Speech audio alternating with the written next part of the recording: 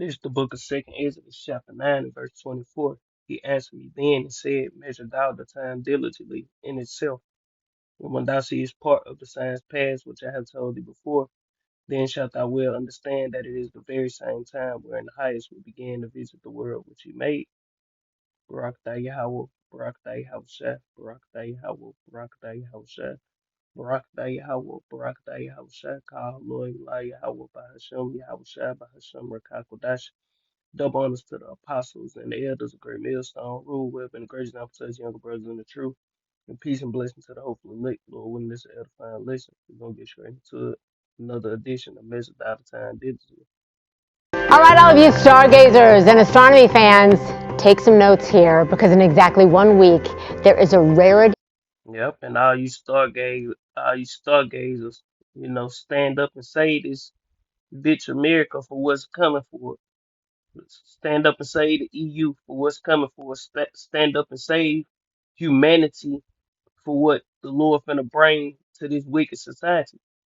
All you stargazers, monthly prognosticators, stand up, rise up, do your enchantments, your witchcraft, do the things that you did from your youth, you Edomites you did from your youth, and see if your days be stretched out, your days of rulership be stretched out.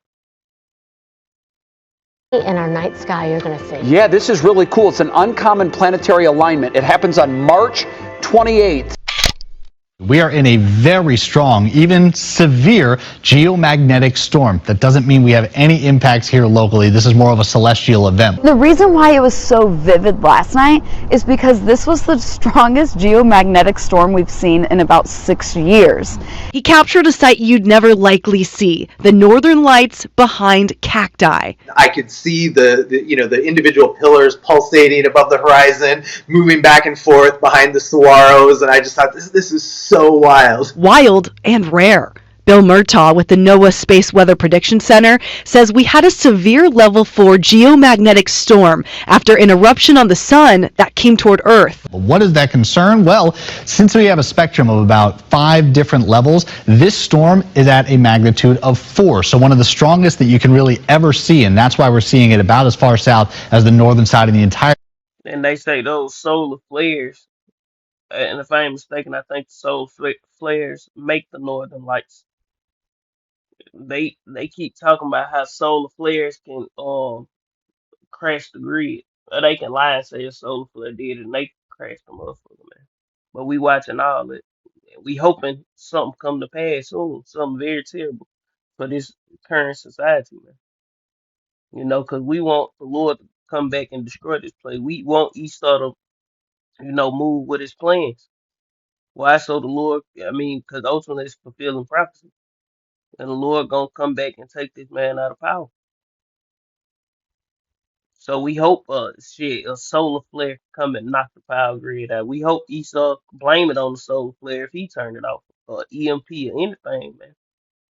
United States. So a really cool phenomenon. And even some in the Twin Cities. Those are beautiful They photos. are gorgeous. What an incredible show. A lot of times people have to go up north just to escape the light pollution here. He could faintly see them out his window, his iPhone picking them up even more. So he set up a makeshift tripod with his professional camera and captured these stunning pictures. With the northern lights visible as far south as Northern California. Minnesota skies were set ablaze Thursday night. I've never seen anything quite like that. It's why photographer Nicholas Nurog is running on 1 hour of sleep Friday. What I saw last night in Duluth it just blew my mind.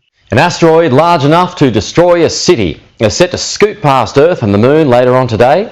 The object named TO32DZ2 is expected to pass within 515,000 kilometers of the Moon. NASA says the asteroid will be visible through binoculars and small telescopes across most parts of the world before making a return in around about 3 years' time. And that was a little short one. But this Luke chapter 21 and verse 25. And there shall be signs in the sun and in the moon and in the stars and upon the earth, distress of nation with perplexity, the sea and waves roaring. Yeah, so the Lord, before these times come, for that great and terrible day of the Lord. You're gonna have signs in the heavens, signs in the sun, signs in the moon, signs in the stars, asteroids, just different the chariots, all these different things are signs of the end of this empire, man. This Acts chapter 2 and verse 19, and I will shew wonders in the heavens above and signs in the earth beneath, blood, fire, and vapor of smoke. Yeah, and you seeing those things. And that blood going to blood moon, fire, wildfires, and all these things. And the vapor of smoke, they seeing these, when these volcanoes erupt and these wildfire burning, they picking this up on via telescope, man, from outer space. So that's how bad some of those fires be burning. This Ecclesiasticus, book of Sirach, Apocrypha, chapter 36 and verse 6. Let me see. I just get to the point. It says, shew new signs and make other strange wonders. Glorify thy hand and thy right arm, that they may set forth thy wondrous works. And the Lord is showing new signs, and He gonna show even more new signs. You know,